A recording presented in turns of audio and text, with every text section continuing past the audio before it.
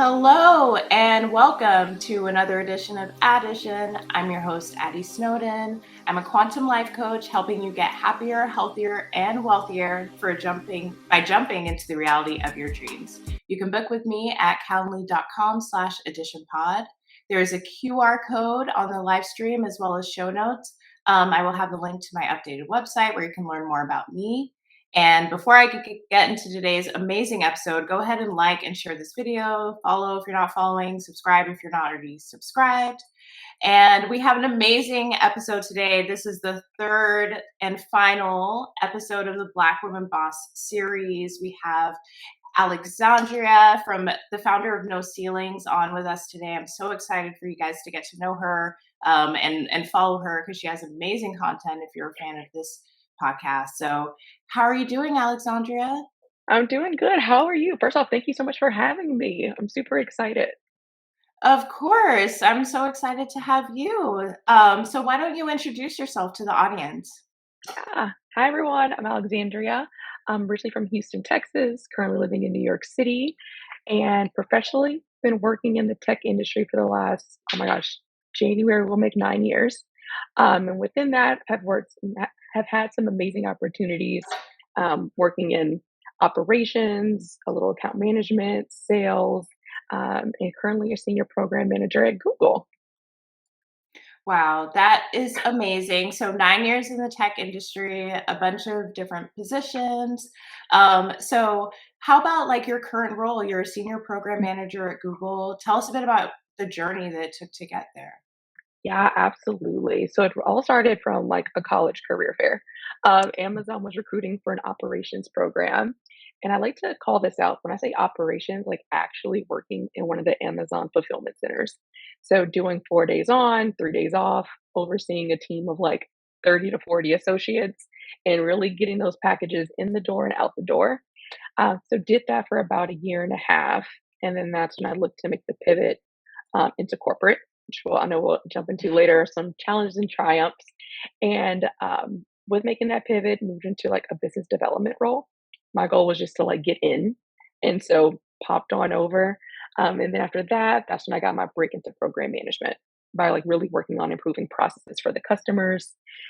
And was at Amazon for about 4.5 years before making a move to Uber Wow. Eats specifically.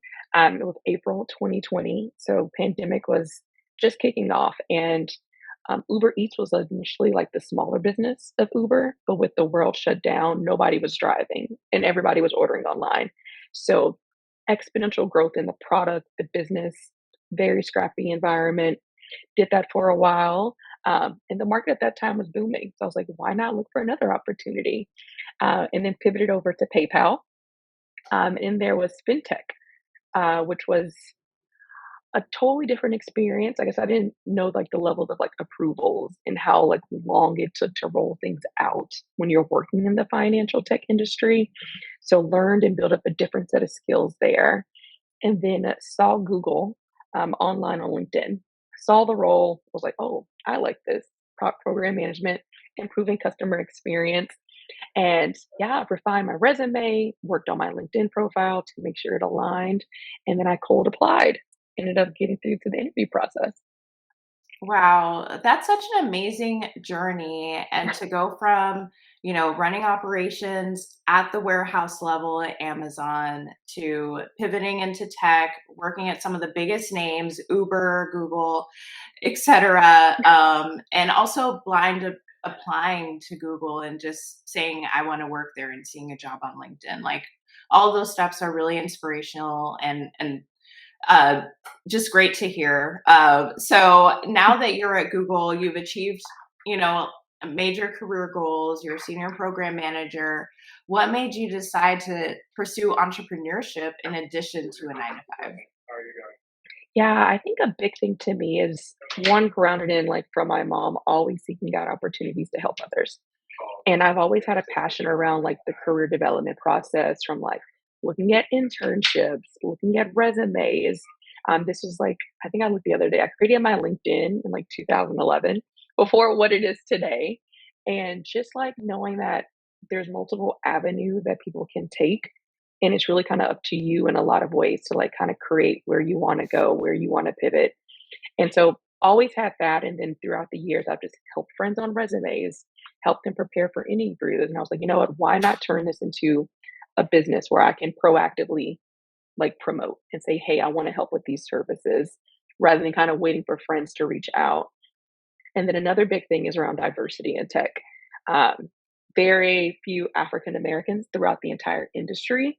And so, really happy to see and to be able to play like a role in helping guide, like give career advice or help a resume and really kind of share the knowledge and tips I've learned from working at these companies and participating in interviews and giving that back and trying to help create that, open that door for other people as well.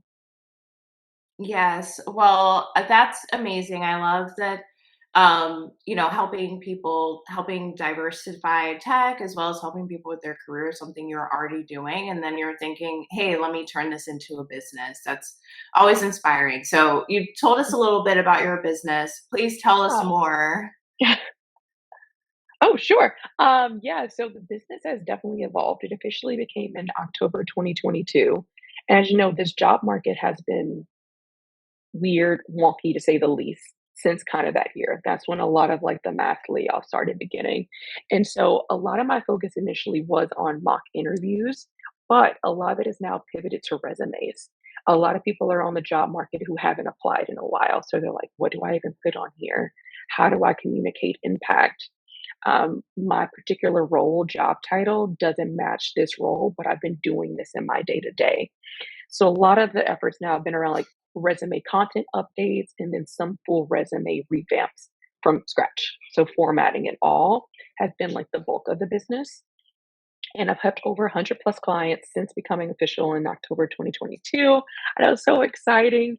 And it's definitely evolving, it's growing. And I like it because I'm still learning so much from the people that are actually in the job market. Like, what are you seeing? What's the feedback you're getting on your resumes? Because that's also helping me like keep abreast of what's happening like in the market in real time, since I'm not out there actively applying right now. So it's been super fulfilling, I think, to help people see like the great work they've been doing by helping them really comb out like, let's talk about your projects that you've done, and then like let's put that story so everyone can see it in your resume and in your LinkedIn profile. Yeah, no, that's amazing. It's like resume, the craft of a resume is so important now more than ever. And even with like AI tools, it doesn't, the AI tools did not solve the problem of like making that resume perfect to get that perfect role. Like, can you share any like preconceived notions or tips for the audience, like just briefly on how they could be doing their resume differently? Yes. Okay, one big tip, do not list the roles and responsibilities or like the task that you do in your day to day. So, for example, I'll read a resume that says complete weekly reports to sales leadership. And I'm like, what was the impact? Like, how did this matter to the business?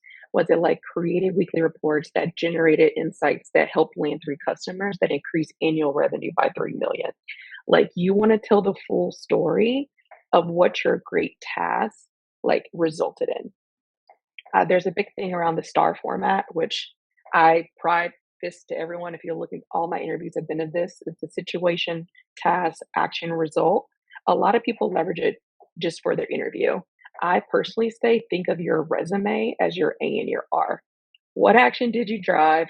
What result did it do? So it makes it very clear to the recruiter of the impact and the scale of the work that you've done, and it just makes it so much stronger when you see those type of examples versus a list of creative marketing strategy. What type of marketing strategy? What was the result or the KPI of it? Huge thing that I'm seeing, like that's my biggest tip is really take the time to think about projects that you've worked on, the specific actions that you did, and then the result that it drove. Yeah.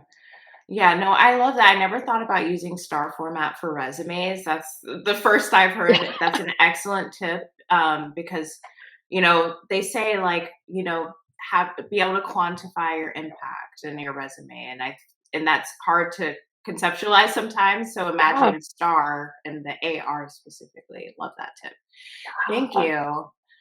So we before we get into like the challenges and the triumphs, because you've achieved, you're a successful entrepreneur, you're a at Google senior level, and you have a story, and we're going to get to that. But before we get to that, I'd love to hear what your definition of success is, and in which ways do you consider yourself successful?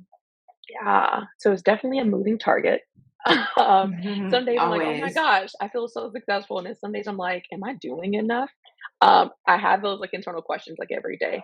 But to me, success, it kinda varies on, like, what part. So, like, at work, if I'm working on a big project, like, did it land? Like, am I able to pull actual data to see that I, like, decrease contacts that advertisers need? Or did I like reduce sales escalations or like the needing of people to reach out?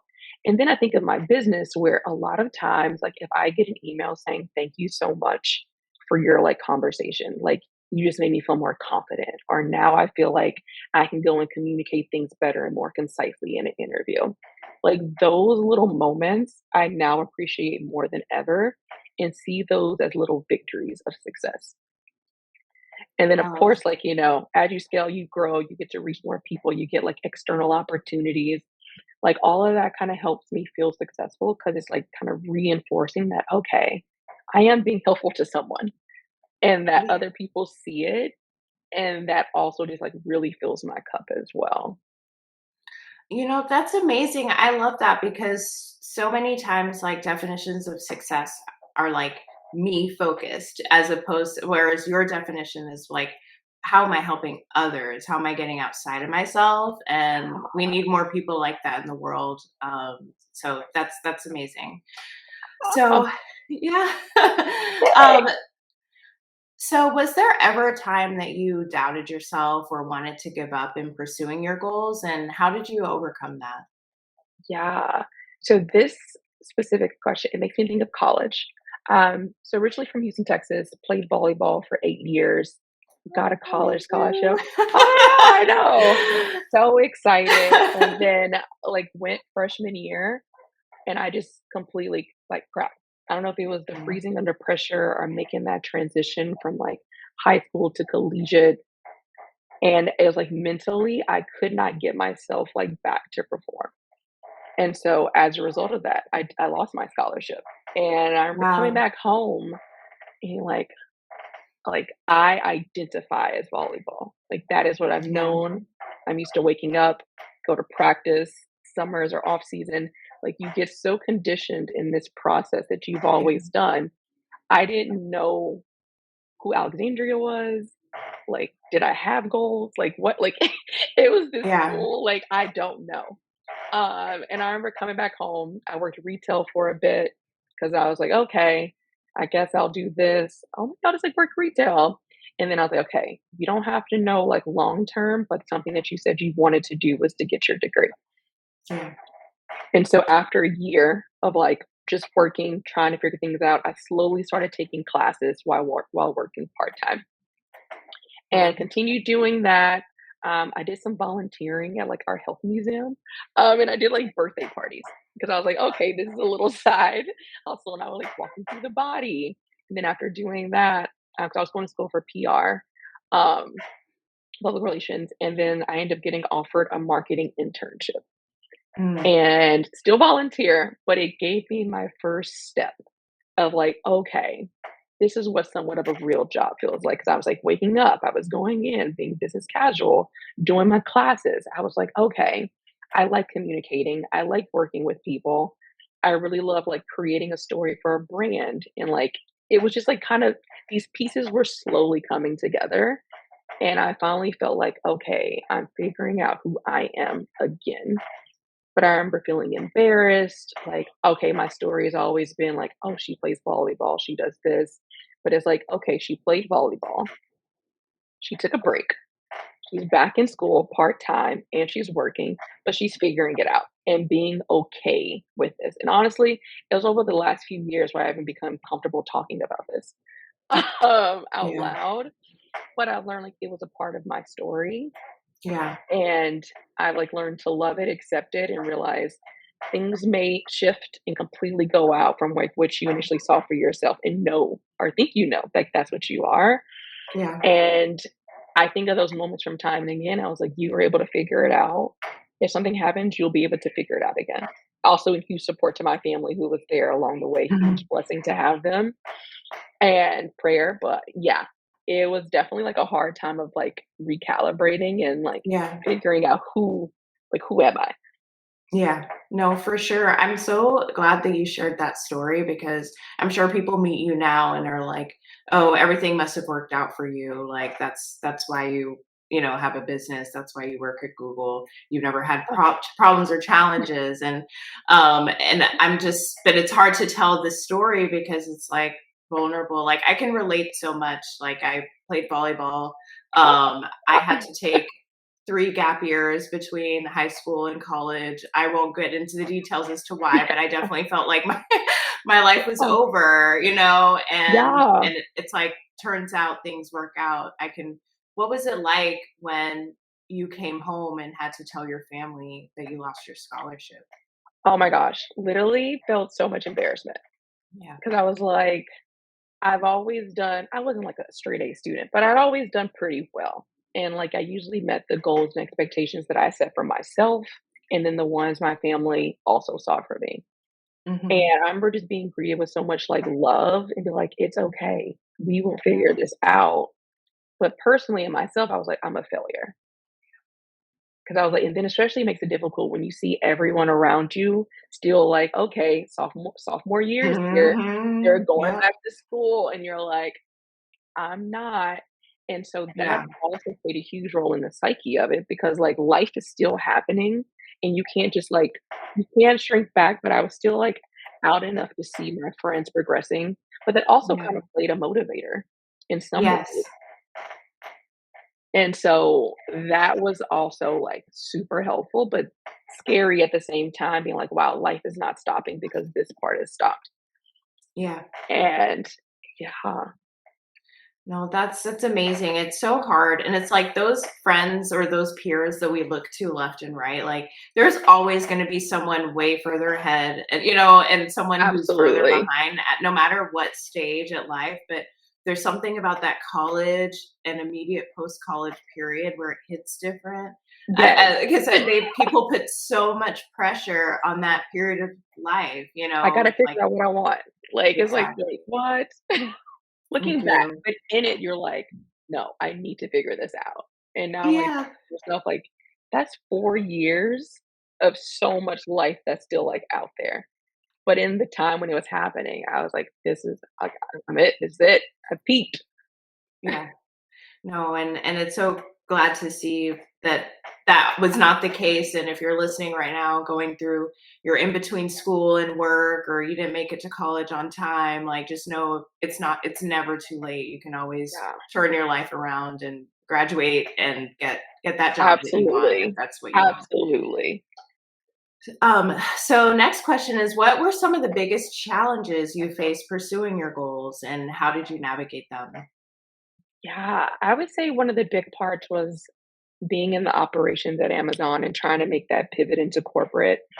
There's a little bit of a stigma, once you're in operations or any type of role, a lot of times people can try to like typecast you and keep you in that bubble because one, they may not truly understand what's happening on the other side. Two, they may not care enough to try to understand.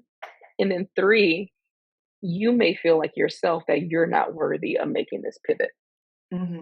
So when you have those like internal and external things, makes it a bit more difficult. But I remember trying to make the pivot and people were like, I don't understand what you do. And I'm like, what do you mean? I'm process improvement. I'm making these changes. They're like, well, what does that mean in context to this role? And this is Hmm. before I knew about crafting like one, the internal mobility process. I assume like once you're in, it should be Yeah. easier to navigate. Whew. Not the case. Not the case. Because I Yeah. went in with that, I'm already in here. I passed the hiring bar. They're gonna like take me because I'm here. They'd rather Yeah. um, so going in with that, not really understanding transferable skills, not understanding how your resume needs to be crafted to tell a story, of people who have never walked in your shoes or been at that company that you've been in. Did not know any of that. And so I was getting no after no after no. I started looking externally because I was like, this isn't going to happen.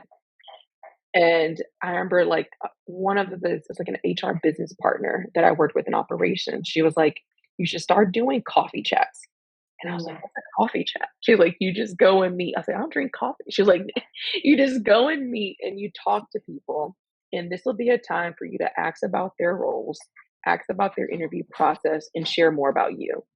And she was like, they ask you questions about what you do, take note of that and think about, okay, you gave them a different response for them to actually understand it. Now go back and make that response in your resume because that's how you need to think of like, you won't have the time to give them like a debrief. They're going to look at your resume and that's going to be it. So you need to figure out how to connect those dots between operations, our program management, our sales and strategy, whatever it is, to create that story for them to understand. Wow. And it was so, I was like, that 6 to 7 months of like applying coffee chats, assessing resumes really set up a lot of the foundation of the skills that I use now throughout all of my interviews and the guidance that I've given to other people. Right, because that's amazing. Like if you were able to coffee chat your way from operations in the warehouse to, you know, big tech, big tech corporate Yeah, job, like you can help anyone get from, point A to point B. yeah, So I'm curious, like, what coffee chat was it that turned into a job? Like, because I've heard the coffee chats, and I think, yeah. so I want to hear your coffee chat success Oh story. my gosh, absolutely. So this was after probably 10 other ones that I used as learnings to get to this final one. It was a hiring manager. Oh my gosh, she was amazing. She's still there now. And she was like, why do you think you'd be good in this role? She was like, you come from operations. Like this role is like business development. Like why? And I remember sitting there, I was like, okay, the role that I was looking into was basically about like helping customers improve their experience and make their lives easier. High level. My job in operations was to be an advocate for my team and remove blockers and barriers to help them achieve their day-to-day goals. And I was like, this is my connection. And I was like, the difference is like I'm doing this in my day to day, but like when it comes to collaborating, I'm working with different team members that work on my particular shift, ones that work after. I'm looking at data analysis to kind of see where am I seeing like spikes in performance, lower performance. I'm looking at where the breakdown is from like is it the beginning of their process to end. Now, when I think of an actual customer, it's the sign up process, it's onboarding, it's checkout and then slowly connecting those. And I remember her being like, "This was such a great conversation," and I was like, "Okay, God, hopefully this was the one." And then she's like, "I want you to meet with one other person." We had a similar talk, and I ended up getting offered that role. And she was like, "Thank you. That coffee chat was super helpful to understand. Like, what do you do, and how I could see you being an impact on my team." Wow, such a great story to hear. And like, do you feel like the way where the market is now, do you feel like that is still possible for people, or do you feel like that was a moment in time? Because I really want to encourage people to take Yeah. your advice. Yeah. So I definitely think it's still possible. I think you have to be more intentional now than ever before. So things that I've learned since then, if you're looking to apply to a role, like before I got to Google, I have cold applied, but before I started like my interview process, I reached out to other people at Google with that job title. And I Hmm. said, hey, we'll love to understand what your day to day is like, just the job title. Also, look for people that are at the similar like experience level as you. Do not Hmm. reach out to a VP if you're looking into an entry level role. One, because your processes are going to be different. They may not even remember their interview process. So you want to find people that are close in experience and also people that are with the job title. And then I send over my 3 questions that I want to ask them in my outreach email on LinkedIn. So they know exactly what I'm looking to discuss. I'm making the most out of their time, most out of my time, and we get straight into the point. I think a lot of people disregard in-mails because it's like, "Hey, would love to connect." Yeah, About what? right. What do you wanna learn? Exactly. What are some You gotta questions? add some meat to it. Yeah, yeah, Yeah. Yeah, no, I love that. So, definitely still reach out for coffee chats, but at your peer level, to people with similar experience, and be very clear about the things that you want to find out in this chat. yeah, and I also Yeah. recommend that whenever you are reaching out to somebody, make sure that your LinkedIn is ready for them to view it. Yeah. Because typically when people do reach out to me, I go look at their LinkedIn to kind of just like get an overview to give myself some background. You want to make sure that is ready to be hitting on all cylinders. So that can also say, oh, wow, if there is a role that they may know of, that could be the opportunity for them to say, I saw your LinkedIn profile. This aligns with a role that I know someone. That could be your way in. So when you're reaching out, you want to make sure that that content is ready at all times. 'Cause I think the last data point I read was that 87% of recruiters also look at your LinkedIn profile as a part of vetting. Yeah. They're even asking for your LinkedIn URL in applications. Yes. Take it serious, spend time there. I leverage the same content from the resume to LinkedIn profile. Um, but just making sure that all that is geared up because that's all a part of your package when you're reaching out to people. 100%. It's like LinkedIn is your portfolio. Like I Yeah. see it as a must have, and every section should be filled out. So I'm glad that you're reiterating that. Yes. Um, okay, so now we talked about your doubts and challenges. What are some pivotal moments or decisions that shaped your path for the better or for the worse? Yeah, I think one of the tough decisions was deciding to leave Amazon. That was the first employer I'd ever worked for. I gotten used to the culture. I was successful there, and it was about 4.5 years, and I was like, "Okay, should I leave? Do people leave Amazon?" All my friends were still there, like, I met my husband there. We started in the same, like, Oh, operations great. program, and so it felt like home in a lot of ways. But if I wouldn't have made that move, I don't think I would have learned, like, the level of skills I've gotten by being at these other companies. Like, Hmm. Uber was more like a startup feel, like, very agile, scrappy, getting things out the door, where I was so used to a lot of structure that really pushed me out of my comfort zone to, like, just jump in and, like, just, like, land things 60, 70%, we'll fix it along the way. I'm very type A, so I like to have things in order as much as possible, but making that pivot opened my eyes up to an entire new world. I got to work on my favorite project of my entire career. So it was in April 2020 with George Floyd, and it was about showcasing Black-owned restaurants in the Uber Eats app. I'd only been there for like maybe a month and a half. And the manager was like, "Who wants to do this?" And I was like, "Absolutely." And I was like, "I Wow. don't even know Uber. I don't know any of these people." But I was like, "That's something that I want to be a part of." Yeah. And that type of like project, it was Uber is also a smaller company. So I really got to get my hands dirty in a lot of different things. And so making that jump was terrifying, but that was probably one of the best things I could have done was making that leap. And I worked with some great people at Uber and just like learned so much about me, how other companies operate, and that everyone needs to operate the same to see success. Yeah. No, that's an amazing story, and, like, obviously, that was the best decision for you to make because it got you where you are today and got that I mean, to be the person that owns supporting Black businesses on Uber Eats is amazing, like, that's so cool. I'm Uh, sure I used that feature at one point. But I'm so curious, like, if, you met your husband at Amazon, you said you were successful there, which is just a huge statement because so many um, people think that they're just keeping above water. Um, what prompted you to actually just make that move to Uber? Like, what was it that said, like, I'm willing to let go of like my connections, my Amazon family, for lack of better words, yeah. and try something new? Oh my gosh, absolutely. So before New York City, lived in Seattle for about two and a Mhm. half years, Amazon HQ. Personally, I was ready. We were ready to leave for a city, that fit us a little bit more Mhm. diversity. And so with knowing that was a personal thing we wanted to do, I applied for a role in New York. It was an account manager role actually for like a brand new business.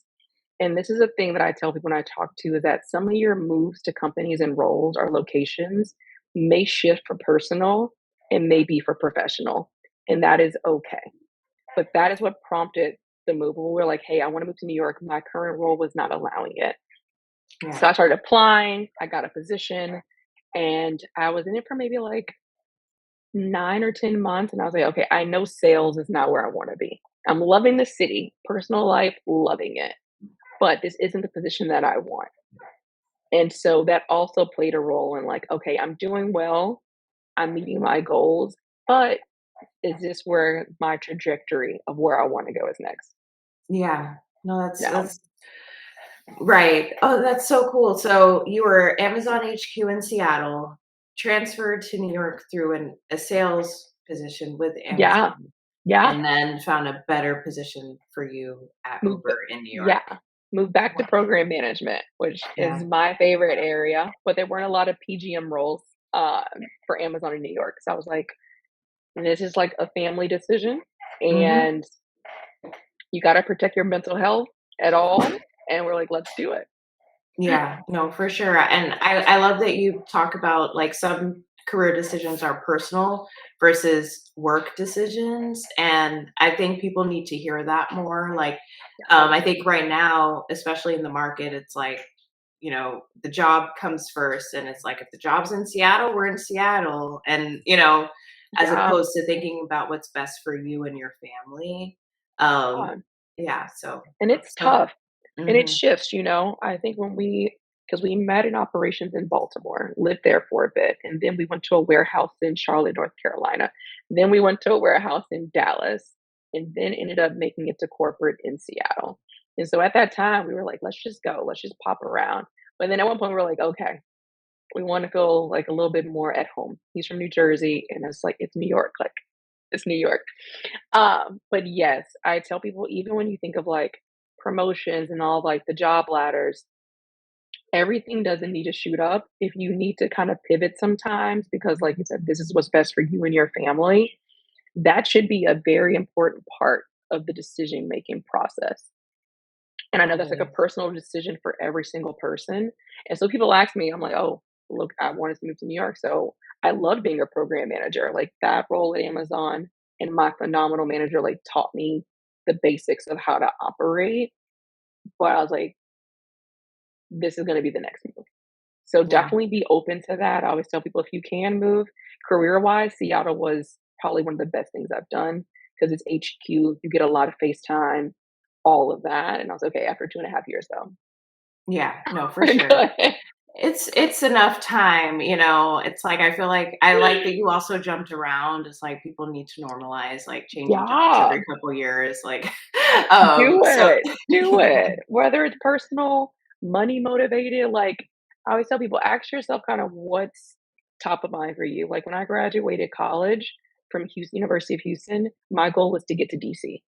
Mhm. Whatever job was going to get me there. Like that was my focus was location. And I had some Yeah. friends where like, this is my dream company. I gotta be here. Mhm. So ask yourself kind of like, what are your motivators?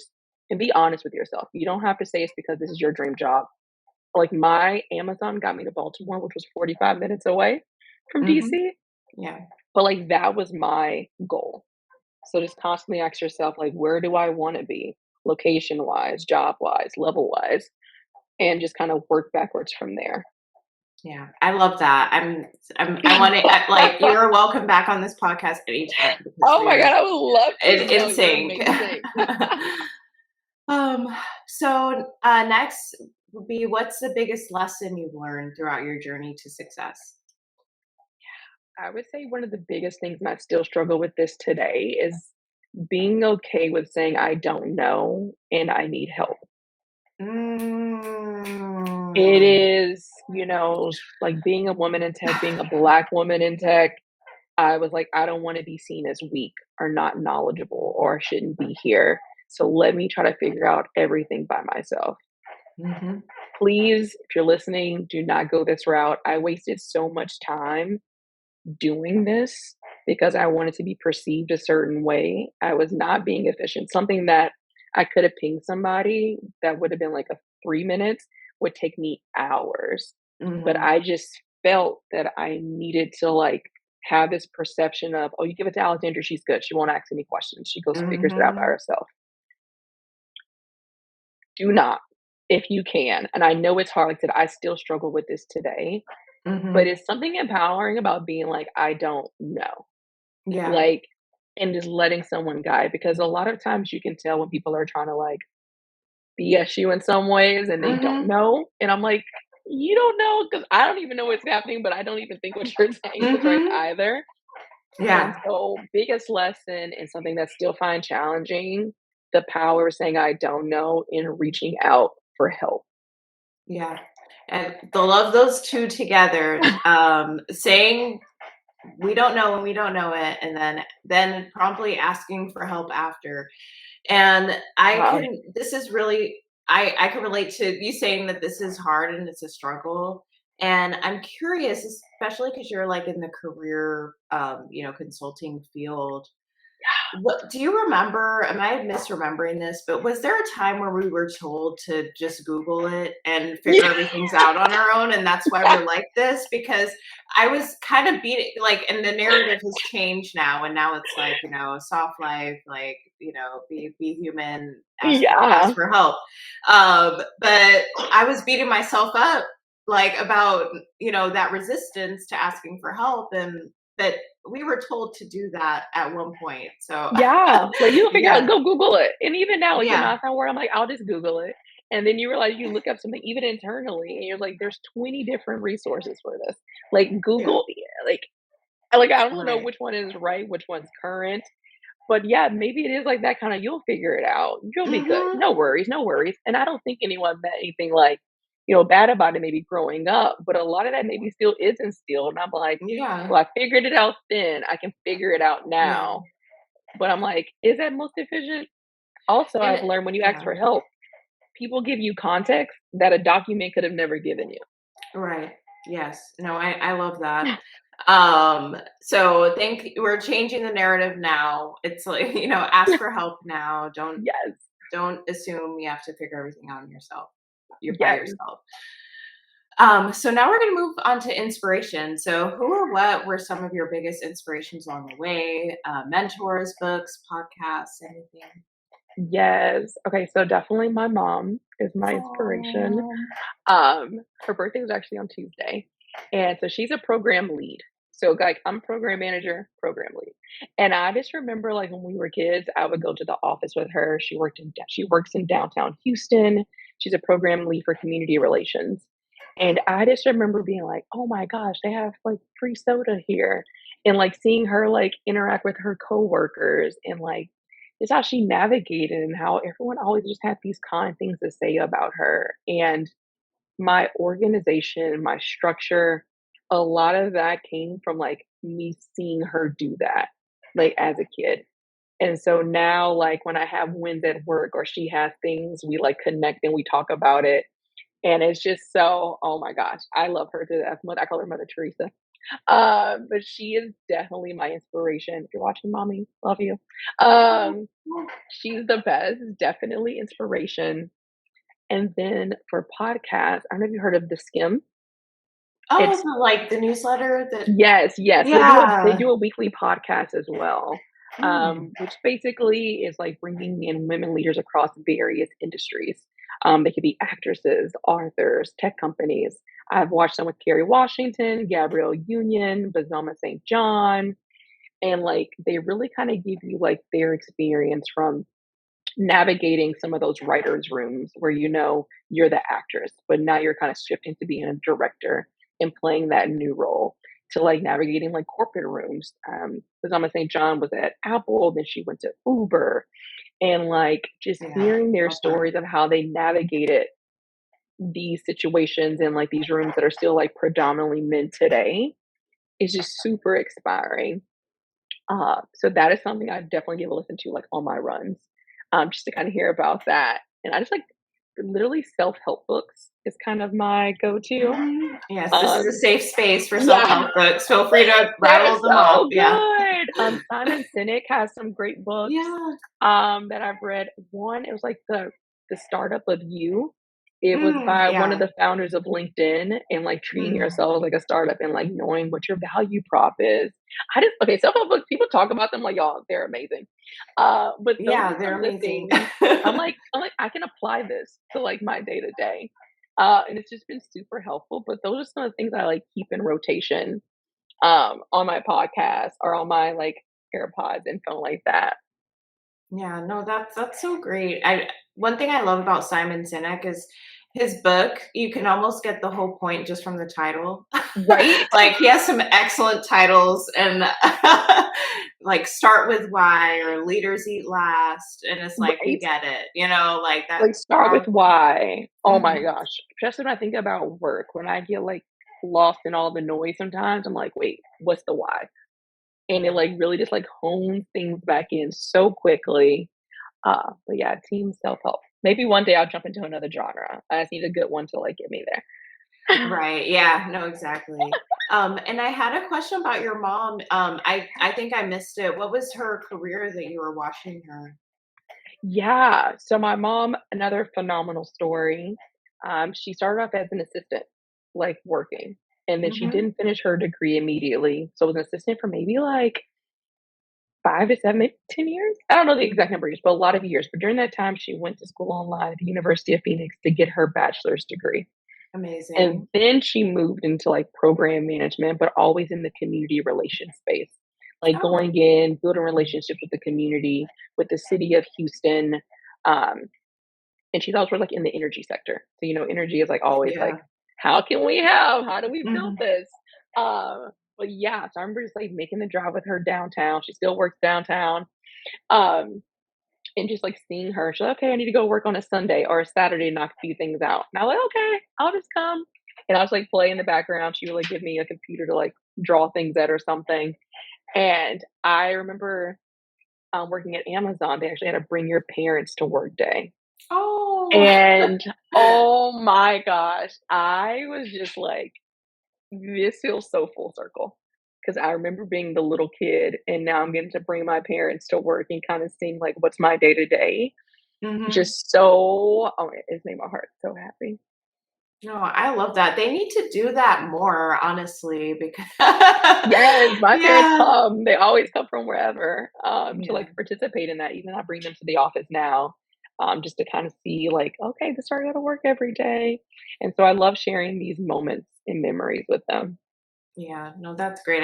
Makes very clear now why your mom's such an inspiration. That's her path is inspiring Yeah. herself. So what advice would you give to others who aspire to similar success as yours?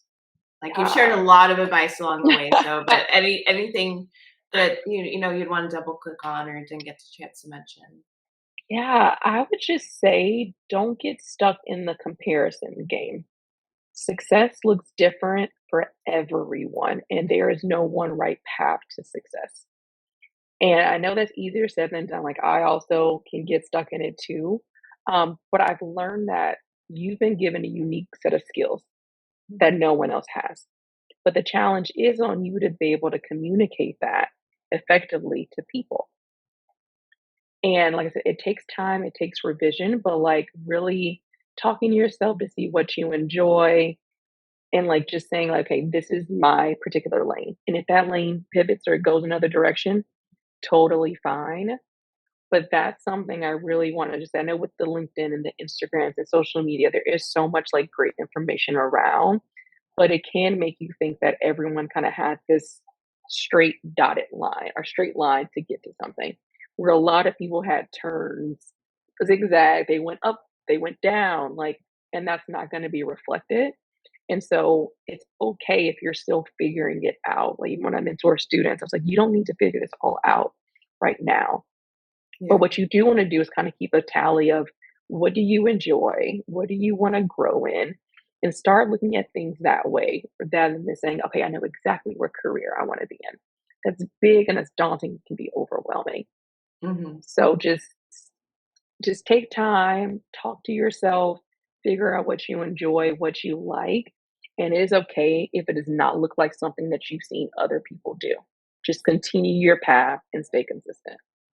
Yes, I love that. That saying, "Comparison is the thief of joy," Yeah, always yes. stick a out to me.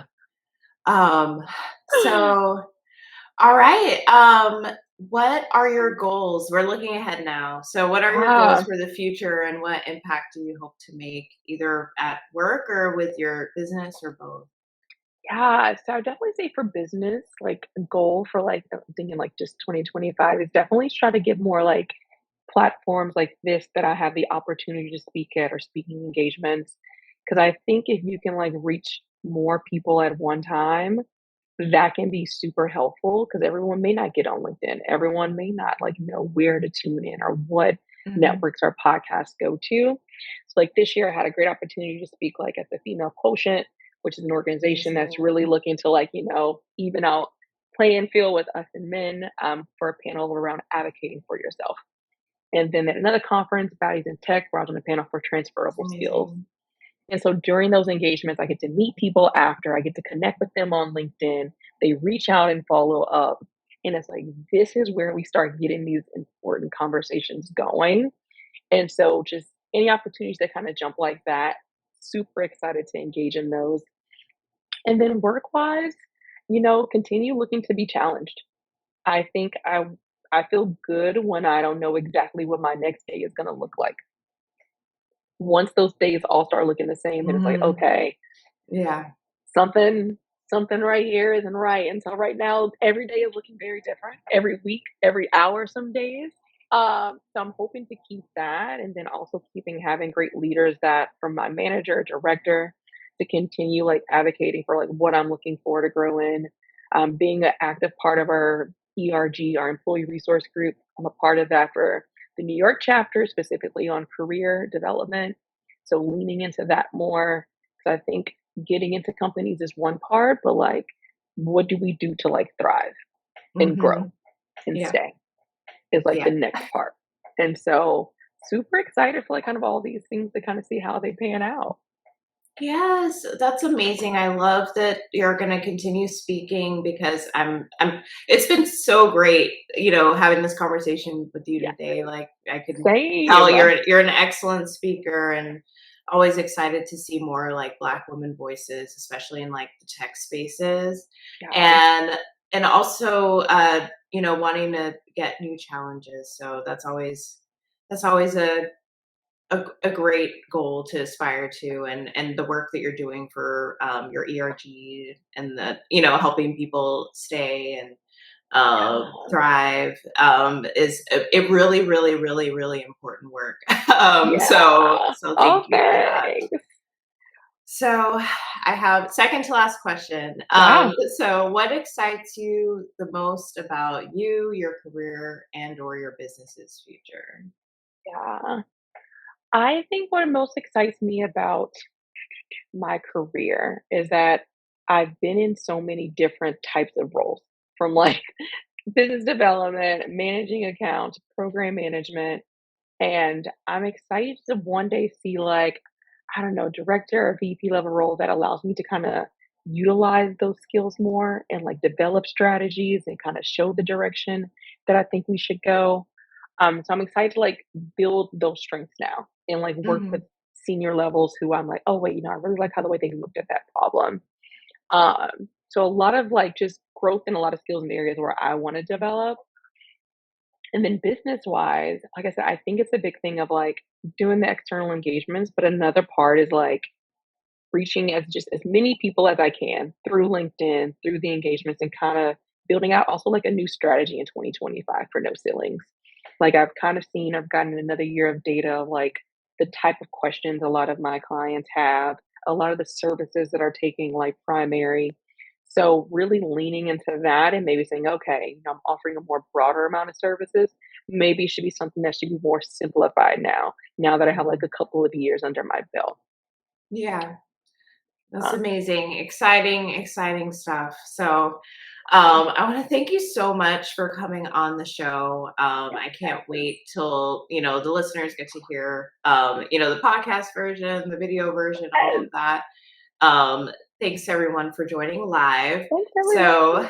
So, yeah, so at the end of every episode, I have a question, which is, what am I geeked out about this week? And so I've been asking my guests for the Black Woman Boss series, what are you geeked out about this week? So this can be anything that doesn't have to be work related. If it's just something that Yeah. brought you joy, something you're excited about, something you're geeking out on. Yes. Okay, so super excited. I actually got featured in a Business Insider Oh article, and my it God, just yes. came out on Monday.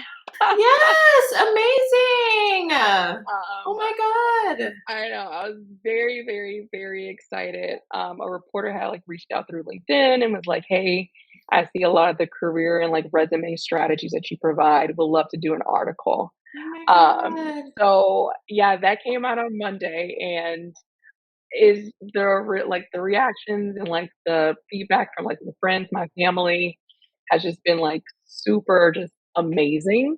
So I'm super geeked out on that because I read Business Insider all the time. Just to Yes. see, like my picture and like, oh, Alexandria Sauls recommends these tips. I'm like on cloud nine. So I'm super geeked out about that, and it probably will be for the next month.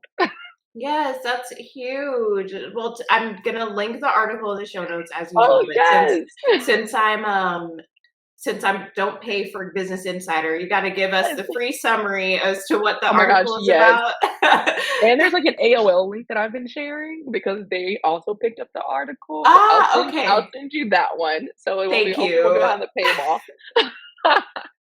Thank you. No, that's a huge congrats. Like amazing. It's so great. It's like I feel like everyone that's been on this series is like just on the brink about to go up. So I wish you all the success, prosperity, Thank and thank you you. again so much for coming on. Any final words, anything you want to plug, anything you want to say to the audience? This is the time. Uh, I know it's a crazy time in the job market, and I would just say don't give up. Like the right role, the right opportunity will be there. And just continue, like I said, looking at your content and like knowing what narrative and how you want to craft your story, and really kind of just hone in on that as you go through this job market. Yay, thank you for that those words of inspirations. I know you've helped so many people just by coming on, so thanks again. Yes. And that's the end of our show today. I will see you guys next week. Have a good one.